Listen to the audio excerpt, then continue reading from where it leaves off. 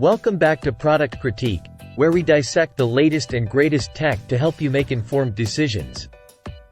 Today, we've got something truly groundbreaking. The Crucial T705 SSD, touted as the fastest SSD on the planet. But does it live up to the hype? Let's dive in. First off, let's talk speed. The Crucial T705 is pushing the boundaries of what we thought was possible with PCIe 5.0 SSDs.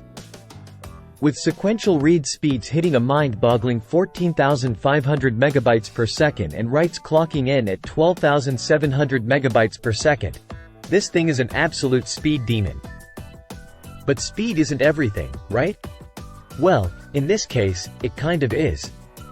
Whether you're gaming, editing massive files, or just multitasking like a champ, the T705 delivers consistent, blistering performance that leaves other SSDs in the dust.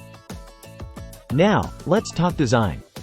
The Crucial T705 comes in a sleek M2 2280 form factor, making it perfect for high-end desktop builds. And can we talk about that heatsink? Not only does it look cool, but it also keeps the drive running cool, without the need for any noisy fans. But all this performance and style come at a cost, quite literally. With prices starting at $239.99 for the 1TB variant and going up to $729.99 for the 4TB version, the T705 isn't exactly budget-friendly. But hey, if you want the best, you gotta pay for it, right? On the software side, Crucial delivers with their Storage Executive Toolbox. It's got everything you need to manage your drive, from health monitoring to firmware updates. Plus, they throw in a Acronis True Image for Crucial, making data migration a breeze.